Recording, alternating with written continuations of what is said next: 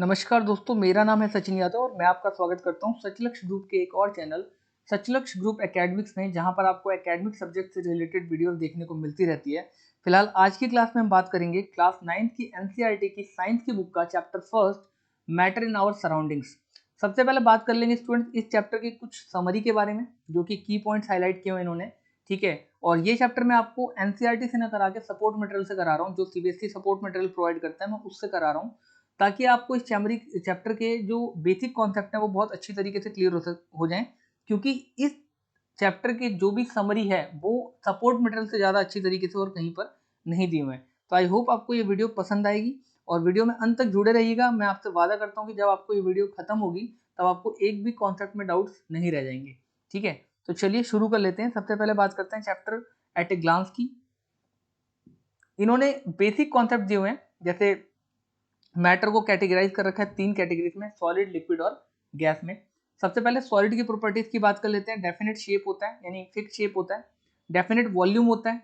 ठीक है, definite volume का मतलब है कि इसका जो जगह घेरने का स्पेस घेरने का तरीका होता है वो डेफिनेट होता है। ठीक है, डू नॉट फ्लो, बहता नहीं है। Particles are loosely packed. ठीक है, और मैं आपसे एक रिक्वेस्ट और करूंगा कि बार बार आप लोगों को बोल रहा हूँ, घबराइएगा मत, एंड तक देखिएगा वीडियो को, चीज़ें अपने आप समझ में आएंगी। और ये चैप्टर जो मैं करा रहा हूँ आपको बाइलिंगुअल लैंग्वेज में करा रहा हूँ। ये जो वीडियो होगी वो दोनों ही लैंग्वेज में होगी, हिंदी और इंग्लिश दोनों के स्टूडेंट्स के लिए होगी। तो दोनों ही इस चैप्टर को इजीली समझ सकते हैं, इसमें कोई लैंग्वेज मैटर नहीं करेगा। और एक खास बात की ये अभी की पॉइंट्स हैं, अभी हम डिटेल में चैप्टर को आगे डिस्कस करने वाले हैं। तो ये जो मैं आपको बता रहा हूँ सारी चीज़ें, इसको बहुत अच्छी तरीके से समझिएगा, फिर आपको चैप्टर को रटने की जरूरत नहीं पड़ेगी।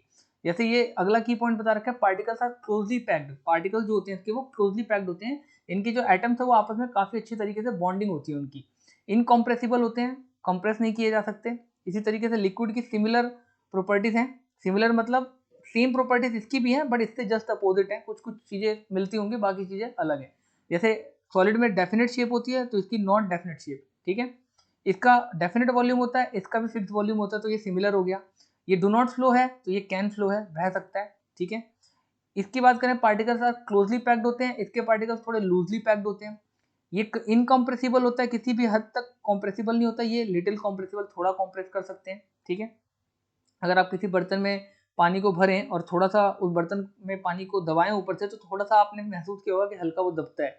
दैट इज वाई यहाँ पर लिखा हुआ है लिटिल कॉम्प्रेसिबल होता है। अब गैसेस की बात करते हैं, उसकी प्रॉपर्टीज की बात कर लेते हैं। नो डेफिनेट शेप, कोई डेफिनेट शेप नहीं होता। इसका वॉल्यूम भी डेफिनेट नहीं होता, जैसा कि आपका सॉलिड का डेफिनेट फिक्स होता था और लिक्विड का भी फिक्स होता था। तो इसका तो वॉल्यूम भी फिक्स नहीं है। कैन फ्लो, ये भी लिक्विड की तरह फ्लो करता है। ठीक है, इसके बाद particles are loosely packed, similar liquid की तरह, और वेरी मच कंप्रेसिबल, बहुत ज़्यादा ये कंप्रेसिबल होता है। दैट इज वाई टायर्स वगैरह में हवा हम थोड़ी ज़्यादा भी भर लेते हैं। ठीक है, अब आते हैं डिटेल में पढ़ने के लिए। तो सबसे पहले आपके सामने कुछ फिगर दी हुई है। अब ये फिगर में दे रखा है कि वाटर है, वाटर के अंदर हम सॉल्ट को मिला रहे हैं। ठीक है, और सॉल्ट को मिलाने के बाद ये चीज़ों को बोल रहा है, आप नीचे एक लाइन लिखे हुए पढ़ेंगे, when we dissolve salt in water. जब हम सॉल्ट को वाटर के अंदर डिसॉल्व करते हैं, the particles of salt get into the spaces between the particles of water. Waters के पार्टिकल्स के बीच में सॉल्ट के पार्टिकल जो है वो घुस जाते हैं, ये चीज कह रहा है वो। तो मैं आपको सिर्फ इससे यही चीज क्लियर करना चाहूंगा कि जो वाटर का फॉर्मूला होता है H2O, 2 हाइड्रोजन के एटम्स होते हैं और एक ऑक्सीजन का एटम होता है। तो वो हाइड्रोजन और ऑक्सीजन के एटम्स के बीच में 105 डिग्री का एंगल बनता है, और उस एंगल के बीच में जो सॉल्ट है वो डिजोल्व हो जाता है, घुस जाता है। दैट इज वाई उस सॉल्ट का हमें पता नहीं चलता। टेस्ट कर सकते हैं बट हम सी मतलब देख नहीं सकते हैं। ठीक है, तो ये चीजें कह रहा है। और एक खास बात इस बात से ये भी प्रूफ होती है कि कहीं ना कहीं उनके पार्टिकल्स के बीच में, यानी कि वाटर के पार्टिकल्स के बीच में स्पेस होता है। दैट इज वाई तभी तो सॉल्ट उसके अंदर जा पाता है। तो इससे ये भी प्रूफ होता है कि जो मैटर्स होते हैं उनके पार्टिकल्स के बीच में स्पेस होता है। तो वही ये समझा रहा है, particles are varying and have space between them. अब बस ये चीज देखने वाली कि सॉलिड के पार्टिकल्स के बीच में बहुत कम स्पेस आप देख रहे हैं, लिक्विड के बीच में थोड़ा ज्यादा है इसके मुकाबले, और गैसेस में तो काफी ज्यादा है। ठीक है, तो वही इस फिगर के अंदर इसको समझा रखा है कि A, B and C shows the magnified systematic pictures of the 3 states of matter. The motion of the particles can be seen and compared in the 3 state of matter. क्योंकि इसके पार्टिकल्स काफी क्लोज होते हैं इसलिए move नहीं कर सकते, तो ये काफी स्थिर होता है। ठीक है, इसकी शेप फिक्स होती है। इसके पार्टिकल्स थोड़े लूज होते हैं, दैट इज वाई ये थोड़ा फ्लो करता है, और इसकी शेप भी फिक्स नहीं होती है। और जो गैस होता है उसमें तो पार्टिकल्स बिल्कुल ही लूजली होते हैं, दैट इज वाई इसकी तो कोई डेफिनेट शेप या फिक्स वॉल्यूम होता ही नहीं है। ठीक है, ये समझा रखा है। अब हम बात करते हैं मैटर की। बोला the matter is the material of which everything in this universe and in around us made up of different shapes. तो मैटर वो मटेरियल होता है जो हर तरफ मौजूद है यूनिवर्स में, ठीक है, जिससे कोई भी चीज मिलकर बनी होती है और जो डिफरेंट शेप्स एंड साइज में अवेलेबल है। It is anything that occupies space, ये लाइन बहुत इंपॉर्टेंट है। It is anything that occupies space, ये कोई भी ऐसी चीज होती है जो जगह घेरती है। एंड हैज मास, मास मतलब वजन, बट ये वो वजन होता है मास जिसमें ग्रेविटी एडेड नहीं होती है। इस बात को नोट करेंगे, पॉइंट टू बी नोटेड, कि ये वो वजन होता है जिसमें ग्रेविटी एडेड नहीं होती। Has mass and offer resistance to any applied force, इसका अपना एक मास होता है, वजन होता है, और ये ऑफर करता है एक रेजिस्टेंस, मतलब अगर कोई भी चीज इसके ऊपर फोर्स लगाती है तो ये उसको रोकता है। ठीक है, इस बात को आप समझेंगे। तो ये ऐसी कोई भी चीज जो जगह घेरती है, जिसका अपना वजन है और जो किसी भी चीज के फोर्स को रोकती है, वो मैटर कहलाती है। आई होप आपको बहुत अच्छी तरीके से समझ में आया हुआ इन लाइन का मतलब। फिर बात करते हैं physical nature of particles. Particles जो जिससे मैटर मिलकर बना होता है उनका कुछ फिजिकल नेचर होता है। The particles of matter are very very small, बहुत छोटे होते हैं। ठीक है, अब इनके 3 कैरेक्टरिस्टिक्स मेन यहाँ पर इसने दे रखे हैं, प्रॉपर्टीज, वो हम पढ़ेंगे। कैरेक्टरिस्टिक्स ऑफ पार्टिकल्स, पहला है particles of matter are continuously moving. आपने ऊपर फिगर में देखा होगा ध्यान से कि इसके जो पार्टिकल्स हैं वो आपस में मूव कर रहे थे। ठीक है, तो particles of matter are continuously moving, that is they possess kinetic energy, उनमें काइनेटिक एनर्जी होती है इसलिए वो मूव करते रहते हैं। काइनेटिक एनर्जी एक ऐसी एनर्जी होती है जिसके कारण किसी भी बॉडी के अंदर मूवमेंट होती है। ठीक है, इसको काइनेटिक एनर्जी बोलते हैं। तो इसके अंदर काइनेटिक एनर्जी होती है पार्टिकल्स के अंदर, that is why they are moving. And as the temperature rise, जैसे जैसे टेम्परेचर राइज होता है particles move faster because kinetic energy of the particles increases. तो जब हम नीचे से किसी चीज में हीट देते हैं, किसी भी आप सब्सटेंस को कह सकते हैं, मैटर को कह सकते हैं, जब हम हीट देते हैं उसमें थर्मल एनर्जी प्रोवाइड करते हैं, तो उसके जो पार्टिकल्स है ना, वो उनमें भी काइनेटिक एनर्जी आने लग जाती है। हीट एनर्जी की वजह से उनमें काइनेटिक एनर्जी आती है और काइनेटिक एनर्जी की वजह से उनमें मूवमेंट आती है, that is why they are moving. ठीक है, इसलिए वो हिल रहे होते हैं। तो इसलिए किसी भी पार्टिकल के अंदर ये जो मूवमेंट आप देख रहे हैं ना, ये जस्ट आपने देखा होगा कि हम सॉलिड को, लाइक आप बर्फ की बात कर लें, बर्फ को हम थोड़ा सा हीट देते हैं तो वो पिघल के लिक्विड बन जाता है हीट देने से। ठीक है, और फिर थोड़ा और देते हैं हीट, तो वो हीट इन पार्टिकल के बीच में आके इनमें काइनेटिक एनर्जी देते हैं और ये आपस में जो इनकी बॉन्डिंग है वो टूट जाती है, और टूटने के कारण फिर ये इस तरीके से बिखर जाते हैं और फिर इधर उधर मूव करने लगते हैं। ठीक है, क्योंकि नीचे से इनके ऊपर प्रेशर पड़ रहा होता है हीट एनर्जी के कारण। ठीक है, आप इस बात को समझ पा रहे होंगे मैं क्या कह रहा हूँ। तो मैटर जो है वो पार्टिकल से मिलकर बने होते हैं, वेरी वेरी स्मॉल होते हैं। कैरेक्टरिस्टिक्स मैंने आपको बताया था, कंटिन्यूअसली मूविंग होते हैं क्योंकि इनमें कहीं ना कहीं काइनेटिक एनर्जी प्रोसेस की जाती है। टेम्परेचर जैसे जैसे बढ़ता है इनके पार्टिकल्स के अंदर भी काइनेटिक एनर्जी होती है और काइनेटिक एनर्जी जो है वो मूवमेंट में हेल्प करती है, that is why particles also start moving. फिर हम बात करते हैं particles of matter have space between them, उनके बीच में स्पेस होता है। आपने ऊपर देखा था when we make tea, coffee और लेमोनॉइड यानी कि नींबू पानी जब हम बनाते हैं तो particles of one type of the matter get into the space between the particles of the other. एक टाइप के मैटर के पार्टिकल दूसरे टाइप में घुस जाते हैं। ये हमने अभी ऊपर पढ़ा भी था जब मैंने आपको बताया था कि सॉल्ट जो है वो पानी के अंदर किस तरीके से घुलता है। This shows there is enough space between particles of the matter. ये चीज इस बात को शो करती है कि पार्टिकल्स जो है ना मैटर के, उनके बीच में स्पेस होता है। अब हम बात करते हैं थर्ड पॉइंट में, जो थर्ड कैरेक्टरिस्टिक है किसी भी मैटर के पार्टिकल्स का, वो है particles of matter attract each other. ये पार्टिकल्स ऑफ मैटर के बीच में एक बॉन्डिंग होती है तो एक दूसरे को अट्रैक्ट भी करते हैं। When we open a water tap, try to break the stream of the water with your fingers, can we do this? नहीं। जब हम कभी नल खोलते हैं और उसमें जो धारा बह रही होती है नल की, उसको अगर हम अपने हाथों से अलग करने की कोशिश करते हैं, क्या वो होता है? नहीं। लिखा है ना, no, because the stream of water remains together, क्योंकि स्ट्रीम जो है वो एक साथ रहती है। Particles of water are held together because of the force of attraction between them. तो पार्टिकल्स ऑफ मैटर जो है वो आपस में जुड़े रहते हैं क्योंकि उनमें फोर्स ऑफ अट्रैक्शन होता है। फिर थोड़ा और आगे चलते हैं, यहाँ फिगर में भी देख सकते हैं सॉलिड के बीच में सबसे अच्छी बॉन्डिंग होती है, लिक्विड में थोड़ा कम और गैसेज में बिल्कुल कम। तो space between the particles and kinetic energy of the particles is minimum in solid. ठीक है, स्पेस जो होता है पार्टिकल्स के बीच में वो काइनेटिक एनर्जी जो पार्टिकल्स में होता है वो मिनिमम होता है सॉलिड के अंदर, क्योंकि काइनेटिक एनर्जी कम होगी तो इनमें मूवमेंट भी कम होगी। और ऐसा होता भी क्यों? क्योंकि इनके बीच में स्पेस भी कम होता है तो मूवमेंट करने के लिए जगह ही नहीं होती है। ठीक है, और इंटरमीडिएट होता है यानी थोड़ा ठीक ठाक काइनेटिक एनर्जी होती है, थोड़ा ठीक ठाक स्पेस होता है, इसके मुकाबले थोड़ा ज्यादा होता है सॉलिड के मुकाबले, और लिक्विड के मुकाबले कम होता है, लिक्विड सॉरी गैसेस के मुकाबले कम होता है लिक्विड में। और गैसेस में सबसे अधिक काइनेटिक एनर्जी होती है, that is why they are always moving. ठीक है, हमेशा मूव करते हैं, मैक्सिमम होता है गैसेस के अंदर। तो सेम चीज बोला था, space between the particles and the kinetic energy of the particle is minimum in solid, intermediate in liquid and maximum in gases. फिर बोल रहा है the force of attraction between the particle is strongest in solid. ठीक है, force of attraction जो होता है solid में सबसे अधिक होता है। ठीक है, इंटरमीडिएट होता है लिक्विड्स के अंदर और वीकेस्ट होता है गैसेस में, क्योंकि इनमें कहीं ना कहीं स्पेस ज्यादा होता है तो इनमें फिर मूवमेंट भी करने के लिए स्पेस इनको मिल जाता है, क्योंकि स्पेस ज्यादा होता है तो मूवमेंट करने के लिए स्पेस मिल जाता है। तो दैट इज वाई इनके में जो बॉन्डिंग होती है वो सबसे कम होती है, क्योंकि ये दूर दूर होते हैं इसके पार्टिकल्स, तो उतना ही फोर्स ऑफ अट्रैक्शन कम होगा। फिर बात करते हैं movement of particles in minimum in solid, ठीक है, more in liquid and maximum in gases. क्योंकि स्पेस सबसे कम होता है तो मूवमेंट करने के लिए स्पेस बचता ही नहीं है, तो इनमें सबसे कम मूवमेंट होती है, लिक्विड में थोड़ी और गैसेस में सबसे ज़्यादा, क्योंकि स्पेस सबसे ज़्यादा होता है। तो इस तरीके का अरेंजमेंट होता है, ये फिगर के थ्रू आपको समझाया हुआ है। अब हम बात करते हैं स्टेट ऑफ मैटर की। The physical state of matter are solid, liquid and gas, ठीक है। We can classify our body into 3 states of matter. हम अपनी बॉडी को 3 स्टेट्स में कैटेगराइज कर सकते हैं। पहला बोन्स, ठीक है, ये हम ऊपर भी पढ़ के आए हैं, solid, liquid, gas, that's why मैंने इस पे ज़्यादा ध्यान नहीं दिया है। बोला we can classify our body into 3 states of matter, that is first bones and teeth are solid, है ना, सॉलिड होते हैं। और blood and water present in our body are liquid and air in our lungs in gases, also there is 70% of water in our body. तो air जो होता है lungs में वो गैस है, और 70% जो वाटर होता है हमारी बॉडी में वो भी लिक्विड है, ठीक है। अब सॉलिड के स्टेट्स की कैरेक्टरिस्टिक्स बात कर लेते हैं। अभी ऊपर भी हमने पढ़ा था, characteristics of solid are have definite shape, यानी इनकी एक फिक्स शेप होती है। डिस्टिंक्ट बाउंड्रीज, ठीक है, यानी एक फिक्स शेप होने का मतलब कि बाउंड्रीज भी फिक्स होगी, बहेंगे नहीं, ठीक है। रिगिडिटी होती है, यानी सॉलिड होते हैं थोड़ा इनकम्प्रेसिबल होते हैं, और इनकी डेफिनेट वॉल्यूम होती है, यानी ये जगह भी घेरते हैं, फिक्स जगह घेरते हैं, ठीक है, सॉलिड की बात है।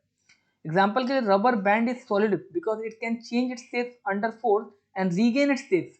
देखिए रबड़ के लिए कई लोग बोलेंगे कि भाई अगर वो रिगिड है तो फिर वो मुड़ता क्यों है, दबता क्यों है? भाई दबता है लेकिन वापस अपनी जगह घेर लेता है ना, तो that is why when force is removed it excessive force is applied it's break, ठीक है। ज्यादा फोर्स लगाओगे तो टूट जाएगा, लेकिन वैसे अगर एक लिमिटेड फोर्स लगा के आप छोड़ते हो तो अपनी जगह और अपनी शेप दोबारा गेन कर लेता है, दैट इज वाई वो सॉलिड की कैटेगरी में ही आएगा। The solid have fixed and rigid shape, solid की फिक्स और रिगिड शेप होती है। The kinetic energy of the particles in the solid state is very less, ठीक है। काइनेटिक एनर्जी जो होती है पार्टिकल्स की सॉलिड के अंदर वो बहुत कम होती है, ठीक है। और therefore solid have fixed and rigid shape, और इसीलिए सॉलिड की जो शेप होती है वो फिक्स्ड होती है और रिगिड होती है, कठोर होती है एक तरीके से। We can compress sponge as pores are filled, हम स्पॉन्ज को जो है वो थोड़ा सा दबा सकते हैं, कंप्रेस कर सकते हैं विथ, ठीक है, क्योंकि इसके जो पोर्स होते हैं, जो छेद होते हैं स्पॉन्ज के अंदर, आपने देखा होगा उसके अंदर हवा भर जाती है, but it is a solid, दब सकता है बट वो सॉलिड है, शेप थोड़ी ना बदल जाएगी। Salt and sugar take the shape of container in which they are placed, salt और शुगर उस कंटेनर की शेप ले लेते हैं जिस कंटेनर में उनको रखा जाता है, but the shape of the crystal do not change, but जिस क्रिस्टल से मिलके बने होते हैं वो उनकी शेप तो नहीं बदलती ना, that is why they are solid. तो ये कुछ एग्जाम्पल है जिनको आपको नोटेड डाउन रखना है, ये इस तरह के क्वेश्चन आते हैं पेपर में, ठीक है। फिर हम बात करते हैं लिक्विड की। तो characteristics of liquids are have fluidity, इनमें फ्लूइडिटी होती है, बहते हैं। They are not rigid, rigid नहीं होते। लो कॉम्प्रेसिबिलिटी होती है, ठीक है, थोड़ा दबाए जा सकते हैं, मतलब मैंने आपको बताया ना किसी बर्तन में अगर आप पानी भर के या कोई भी ऐसा लिक्विड भर के थोड़ा दबाएंगे तो वो दबता है, ठीक है, बट थोड़ा ही दबता है, तो that is a low compressibility. आप ये नहीं कह सकते कि पूरी तरीके से कॉम्प्रेसिबल होते हैं, बट लो कॉम्प्रेसिबिलिटी होती है। No definite shape and boundaries, कोई डेफिनेट शेप नहीं होती, फ्लो करता है। They can take the shape of the vessel, जिस बर्तन में डाले जाते हैं उसी बर्तन के आकार के हो जाते हैं। हैव डेफिनेट वॉल्यूम, वॉल्यूम एक फिक्स होता है इनका, ठीक है, यानी जो जगह घेरते हैं वो तो फिक्स होती है, भले ही शेप बदल जाए लेकिन वॉल्यूम उनका उतना ही रहता है। तो force of attraction between the particles of liquid keep its volume same, इसका जो फोर्स ऑफ अट्रैक्शन होता है जिसकी वजह से जो लिक्विड के पार्टिकल्स हैं वो आपस में, समझ रहे हैं आप, वो बंधे रहते हैं, ठीक है, यानी इसी वजह से इनका वॉल्यूम जो है वो फिक्स रहता है। Liquid are substance having fixed definite volume and no fix shape, shape fix नहीं होती लेकिन वॉल्यूम फिक्स होता है, क्योंकि पार्टिकल्स आपस में बॉन्डिंग बहुत अच्छी होती है उनकी, ठीक है। They take the shape of the container in which they are stored, जिस कंटेनर में रखे जाते हैं उसी कंटेनर की शेप के बन जाते हैं। The gases oxygen and carbon dioxide from the atmosphere diffuses and the dissolve in water, जो गैसेज हैं ऑक्सीजन और कार्बन डाइऑक्साइड के, वो एटमोस्फेयर में डिफ्यूज हो जाते हैं और डिजोल्व हो जाते हैं वाटर के अंदर। Due to this gases aquatic plant and animals are able to survive, इसी की वजह से जो एक्वेटिक प्लांट और एनिमल है वो सर्वाइव कर पाते हैं, क्योंकि वो जो वाटर में आप कह सकते हैं ऑक्सीजन होता है उसको वो ले लेते हैं, ठीक है। Diffuse is much more in liquid than in solid due to free movement of particles of liquid, ठीक है। ये जो डिफ्यूजन का प्रोसेस होता है वो लिक्विड में ज्यादा होता है, ठीक है, ड्यू टू फ्री मूवमेंट के कारण द पार्टिकल्स ऑफ लिक्विड, ठीक है। तो अब बात करते हैं गैसेस की, गैसेस स्टेट की। The characteristics of gases state are, इनकी फ्लूइडिटी बहुत अच्छी होती है, बहुत हाई कॉम्प्रेसिबिलिटी होती है, इसी वजह से हम किसी टायर वगैरह में बहुत ज़्यादा हवा भर पाते हैं, ठीक है, एक लिमिटेड हवा से भी ज़्यादा आप भर सकते हो, थोड़ा सा ज़्यादा चलता है। हैव नो डेफिनेट बाउंड्रीज, कोई डेफिनेट बाउंड्री नहीं है, फ्लो करते रहते हैं, ठीक है। हैव नो डेफिनेट शेप, कोई फिक्स शेप नहीं होती, कोई फिक्स वॉल्यूम भी नहीं होता, वॉल्यूम भी बदलते रहते हैं। The particles in a gas are free to move in any direction, hence gases can be flow, ठीक है, पार्टिकल जो होते हैं गैसेस के वो फ्री होते हैं मूव करने के लिए किसी भी डायरेक्शन में, इसलिए वो फ्लो करते हैं। Gases are substance that do not have fix volume and occupies all the volumes available to them. उनकी कोई फिक्स वॉल्यूम नहीं होती, इसलिए वो जितना भी वॉल्यूम अवेलेबल होता है उसको ऑक्यूपाई कर लेते हैं, हालांकि वो पूरी तरीके से उसको फुलफिल नहीं करते हैं।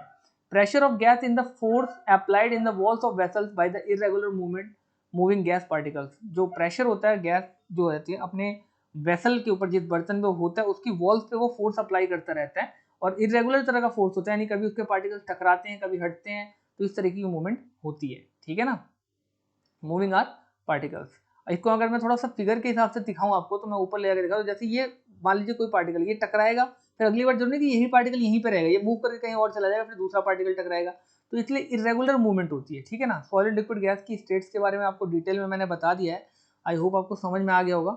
ठीक है, थोड़ा सा और आगे चलते हैं।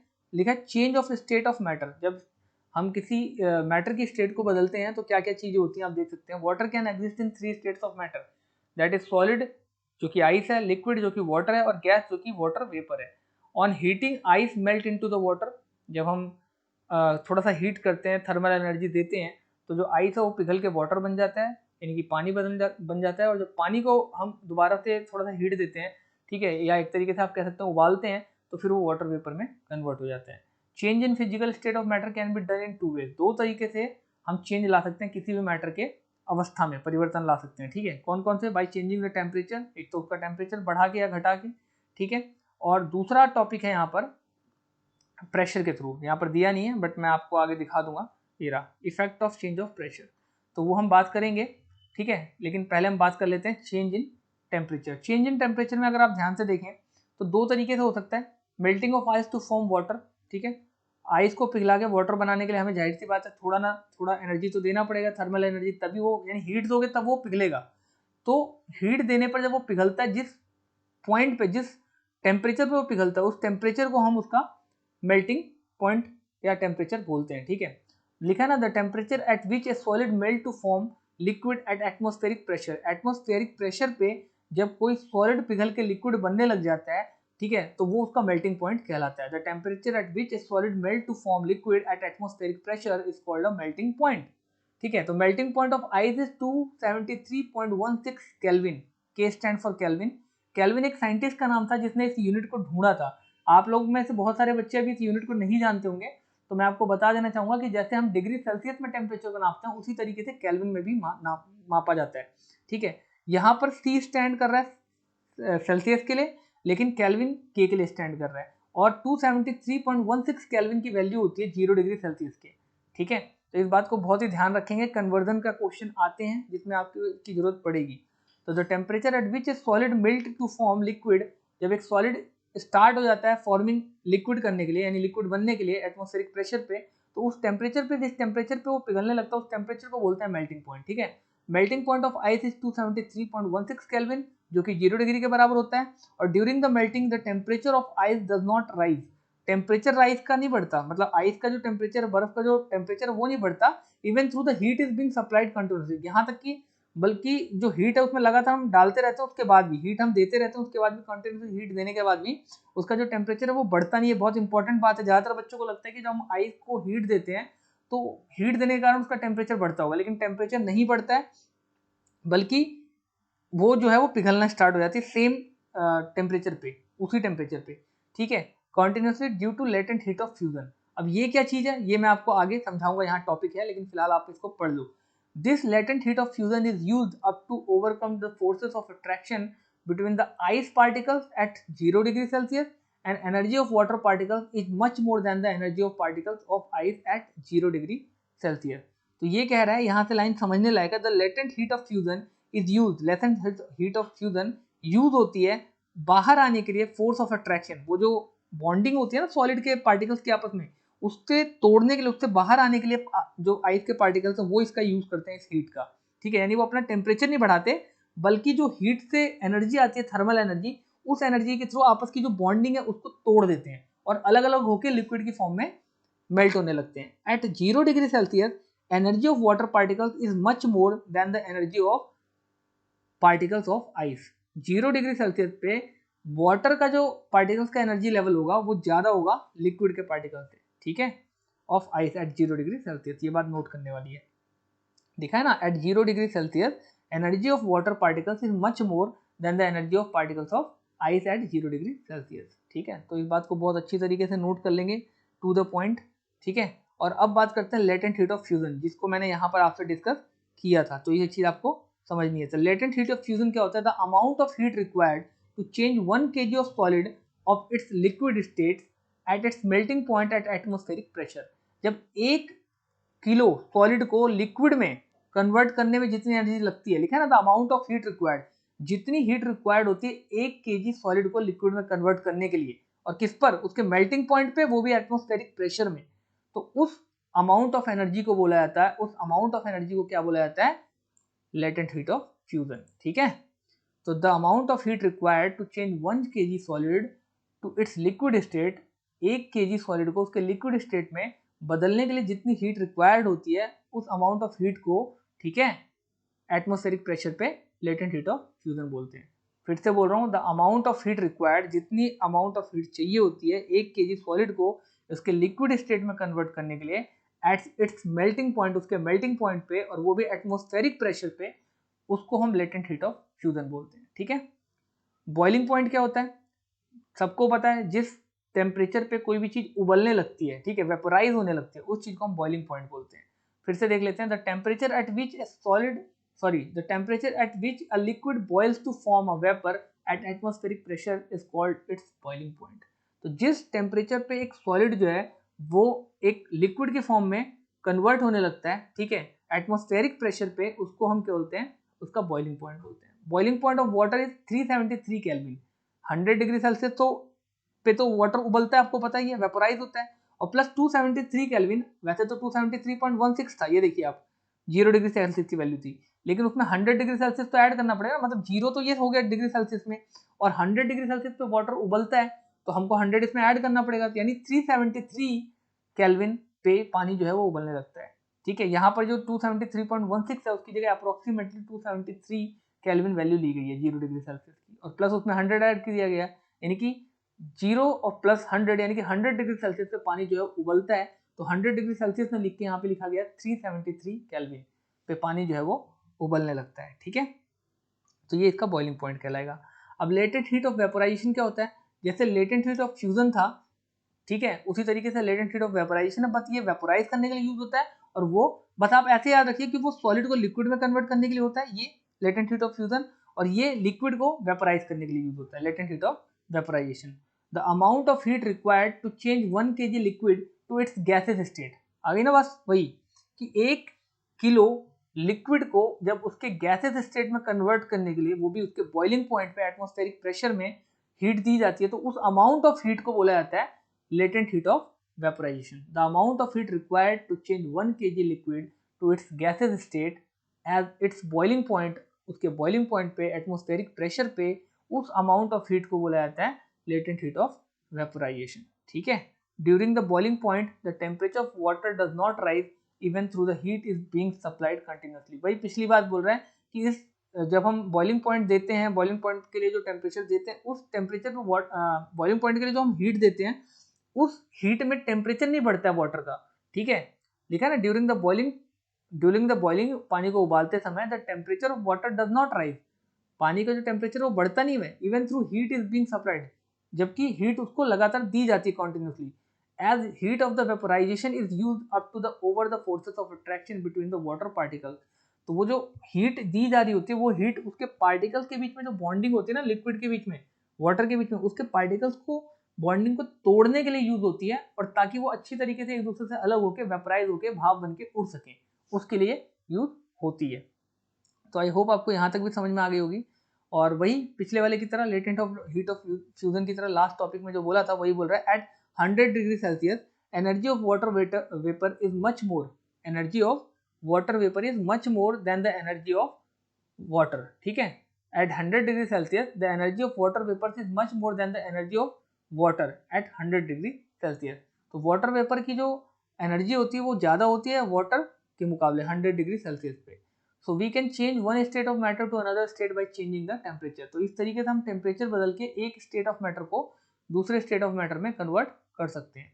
अब आप यहाँ से एक डायग्राम है, फिगर के थ्रू आप समझ लीजिए। सॉलिड को जब हम हीट करते हैं, आप यहाँ पे ध्यान से देखिए, सॉलिड को जब हम हीट करते हैं, ठीक है, सॉलिड को हीट करते हैं तो वो लिक्विड बन जाता है, और लिक्विड को भी हीट करते हैं तो वो गैस स्टेट में आता है। सिमिलरली अगर गैस को कूल करेंगे तो वो लिक्विड बन जाएगा, और लिक्विड को कूल करेंगे तो वो सॉलिड बन जाएगा, ठीक है। At 25 degree Celsius water is liquid, ठीक है। 25 डिग्री सेल्सियस पे वाटर जो है लिक्विड में बदल जाता है। 0 डिग्री सेल्सियस पे वाटर जो है वो सॉलिड में बदल जाता है, ठीक है, यानी आइस बदल जाता है, आइस बन जाता है। और at 100 degree Celsius, 100 degree Celsius पे वाटर जो है वो गैस स्टेट में, स्टीम की फॉर्म में बदल जाता है, ठीक है ना। 25 डिग्री सेल्सियस पे वाटर जो है वो लिक्विड होता है, 0 डिग्री सेल्सियस पे वाटर जो है वो सॉलिड हो जाता है, आइस की फॉर्म में बदल जाता है, और 100 डिग्री सेल्सियस पे वो स्टीम में यानी भाप बन के उड़ जाता है। अब हम बात करते हैं सब्लाइमेशन। देखिए ये एक ऐसा प्रोसेस होता है, ठीक है, जिसमें कोई भी चीज डायरेक्टली सॉलिड से लिक्विड, सॉलिड से गैस में, या गैस से लिक्विड में, गैस से सॉलिड में कन्वर्ट हो जाती है, यानी इंटरचेंज होते हैं, यानी सॉलिड से गैस में या गैस से सॉलिड में directly without converting into liquid, यानी बीच वाला जो स्टेप होता है सॉलिड से लिक्विड बनने का वो गायब हो जाता है, सीधे सॉलिड से गैस में या फिर गैस से सॉलिड में कन्वर्ट हो जाती है। एग्जाम्पल के लिए अगर आप देखो तो जो कपूर होता है हम अपने घरों में पूजा के लिए जलाते हैं, वो सीधे जलाने पे सॉलिड से गैस में कन्वर्ट हो जाता है। ये इसका एग्जाम्पल है बहुत अच्छा, बाकी हम यहाँ पे पढ़ लेते हैं और अच्छे से क्लियर हो जाएगा। बोला sublimation the change of solid directly into the vapour, आगे ना बात समझ में, the change of solid directly into the water vapours, sorry, the change of solid directly into the vapours on heating, गर्म करने पे जब कोई भी चीज सॉलिड जो है वो डायरेक्टली वेपर्स में कन्वर्ट हो जाता है तो उसको हम बोलते हैं, ठीक है, सब्लाइमेशन। और दूसरा बोला and of vapours into solid, कुछ हद तक मतलब आप बात करेंगे पहले के बुक्स में तो ये चीज नहीं गिवन थी, अभी लेटेस्टली कुछ 2-1 साल पहले ऐड हुआ है कि जब हम वेपर्स को भी सॉलिड में कन्वर्ट करते हैं डायरेक्टली कूल करने पे, तो उस प्रोसेस को भी सब्लाइमेशन बोलते हैं। The change of solid directly into vapours on heating and the vapour into the solid on cooling, ठंडा करने पे जब वेपर को भी हम डायरेक्टली सॉलिड बना सकते हैं तो उस प्रोसेस को भी by passing through the intervening liquid state is called sublimation, यानी बोला बीच के लिक्विड स्टेट को हटाए बिना, ठीक है, मतलब बीच के लिक्विड स्टेट को हटा के, मतलब वो लिक्विड स्टेट में आए बिना, जब कभी सॉलिड डायरेक्टली कन्वर्ट हो जाती है गैस में या गैस कन्वर्ट हो जाता है सॉलिड में, तो उस प्रोसेस को सब्लाइमेशन बोला जाता है। आई होप आपको समझ में आया होगा। इसका एग्जांपल में कैम्फोर, वही कपूर का दिया हुआ जो मैंने आपको बताया था, व्हेन कैम्फोर और ammonium chloride is heated in China dish, China dish इस बर्तन को बोल रहा है, ठीक है। तो इस बर्तन में जब इसको क्या किया जाता है, हीट किया जाता है, तो इन्वर्टेड फनल के अंदर, तो आप देखेंगे when cotton plug in its upper open and the vapor of the ammonium chloride are converted into solid ammonium chloride on the common in contact with the cold inner walls of the funnel। तो यहाँ पर आपको वही चीज देखने को मिलेगी कि आपका डायरेक्टली चाइना डिश के अंदर जो आपका अमोनियम क्लोराइड था वो liquid form, sorry solid form में कन्वर्ट हो जाएगा, ठीक है ना। और इसी तरीके से कपूर जो होता है आपका वो सीधे सॉलिड से गैसेस फॉर्म में कन्वर्ट हो जाएगा जलाने पर। तो ये सारी चीजें हैं, आपको समझ में आ गई होंगी। Effect of change of pressure. अब दूसरा तरीका, पहला तरीका तो आपको मैंने बताया था कि भाई किसी भी जो मैटर है उसका स्टेट चेंज करके दो तरीके से हम या तो चेंज करके टेम्परेचर या फिर नीचे रखा प्रेशर के थ्रू हम उसका स्टेट को चेंज कर सकते हैं। तो अब दूसरा जो हमारे पास आया वो दूसरा स्टेट क्या है, effect of change of pressure, बी है नहीं, ध्यान से देखिए बी, और वो पार्ट जो था वो था ए, ध्यान से देखिए आप, ठीक है, ये रहा A, by changing the temperature, heading भी दे रखा था, change in the physical state of matter can be done in two ways, पहला by changing the temperature and दूसरा by changing the effect of pressure, ठीक है। तो effect of change of pressure, अब इसको पढ़ेंगे हम, प्रेशर को बदल के किस तरीके से किसी भी चीज के फॉर्म को, मतलब स्टेट को बदला जा सकता है मैटर के, वो पढ़ने वाले हैं। तो अब हम बात करते हैं, if we compress a gas in a cylinder, अगर हम किसी गैस में सिलेंडर को क्या करें, डालें, the distance between the particles of the gas is reduced and finally gas is liquefied on lowering temperature, gas जो है लिक्विफाइड हो जाएगा जब हम जैसे जैसे हम टेम्परेचर को गिराएंगे या कम करेंगे, ठीक है, इस बात को नोट करेंगे। If we compress a gas in cylinder, अगर हम किसी सिलेंडर के अंदर गैस को कंप्रेस करें, ठीक है, और distance between the particles of gas is reduce यानी गैस के अंदर उस बर्तन के अंदर जो गैस के जो पार्टिकल्स उनका डिस्टेंस जो कम होगा और फाइनली जो गैस है वो लिक्विफाइड हो जाएगी, जम जाएगी लोअर टेम्परेचर पे, ठीक है। तो by applying high pressure the particles of gas can be brought closer together, ज्यादा हाई प्रेशर डाल के हम गैस के पार्टिकल्स को आपस में क्लोज कर सकते हैं। सॉलिड कार्बन डाइऑक्साइड जिसको हम ड्राई आइस भी बोलते हैं, ठीक है, वो इसी तरीके से इस change into the carbon dioxide gas directly, इसी तरीके से carbon dioxide gas directly convert हो जाती है without changing into the liquid when pressure is reduced to 1 atmospheric pressure. Solid carbon dioxide जिसको ड्राई आइस बोलते हैं, वो डायरेक्टली कन्वर्ट हो जाती है कार्बन डाइऑक्साइड में सेम प्रोसेस के through without changing into the liquid state when pressure is reduced to 1 atmospheric pressure. ठीक है, जब प्रेशर को 1 एटमॉस्फेरिक प्रेशर तक लाया जाता है। Thus the state of matter that is solid gas are determined by the temperature and pressure। तो इस तरीके से टेम्परेचर और प्रेशर को कम करके हम सॉलिड को गैस में या गैस को डायरेक्टली लिक्विड में भी कन्वर्ट कर सकते हैं, या सॉलिड लिक्विड और गैस में भी आपस में इंटरवेंट कर सकते हैं। अब बात कर लेते हैं, कुछ यहाँ फिगर दे रखा है, बहुत ही अच्छी तरीके से समझाया हुआ, इसको समझने की जरूरत है। सॉलिड को जैसे हम क्या करते हैं, मेल्ट करते हैं, ध्यान दीजिएगा, तो वो लिक्विड बन जाता है। लिक्विड को हम यहाँ से एवोपोरेट करते हैं तो गैस बन जाता है, यानी और ज्यादा हीट देते हैं तो एवोपोरेट होके गैस बन जाता है। गैस को वापस सबलाइमेशन से सॉलिड में, और सॉलिड से भी वापस जब गैस में होता है तो वो भी सबलाइमेशन कहलाता है। ऑन द अदर हैंड अगर गैस को हम ठंडा करते हैं तो वो कंडेंसेशन कहलाता है उस प्रोसेस, और उससे वो लिक्विड बन जाता है। और लिक्विड को भी और ठंडा करेंगे जिस प्रोसेस को हम फ्रीजिंग बोलते हैं, जैसे हम फ्रिज में बोतल का पानी वगैरह डाल देते हैं तो वो फ्रिज में बर्फ बन जाता है, तो उस प्रोसेस को फ्रीजिंग बोलते हैं, जमाना, तो उससे वो सॉलिड बन जाता है। ठीक है, एवोपोरेशन की बात करते हैं तो a surface phenomena in which liquid gas, ठीक है, liquid changes into the vapour at any temperature. ठीक है, एवोपोरेशन क्या होता है, एक सरफेस फिनोमेना है जिसमें, यानी फिनोमेना क्या होता है, एक तरह की क्रिया, प्रक्रिया, ठीक है, मेथड। एक surface phenomena in which liquid changes into vapours, liquid जो है वो चेंज हो जाता है वेपर्स में। ठीक है, एट एनी टेम्परेचर, किसी भी टेम्परेचर पे, बिलो इट्स बॉइलिंग पॉइंट, उसके बॉइलिंग पॉइंट से नीचे के टेम्परेचर पे एवोपोरेट हो जाता है, इट्स कॉल्ड एवोपोरेशन। ठीक है, तो surface phenomena in which liquid changes into vapour at any temperature below its boiling point is called evaporation। Particles on the surface of liquid have kinetic energy other than, ठीक है, kinetic energy than other, so they break। अब इस पूरी line का मतलब पहले एक बार मैं आपको पढ़ा दे रहा हूँ, फिर मैं आपको समझा रहा हूँ, ध्यान दीजिएगा। The forces of attraction between the particles and the escape from the surface of liquid in the form of vapors। ठीक है, अब ध्यान से समझिए एक एक लाइन का मतलब।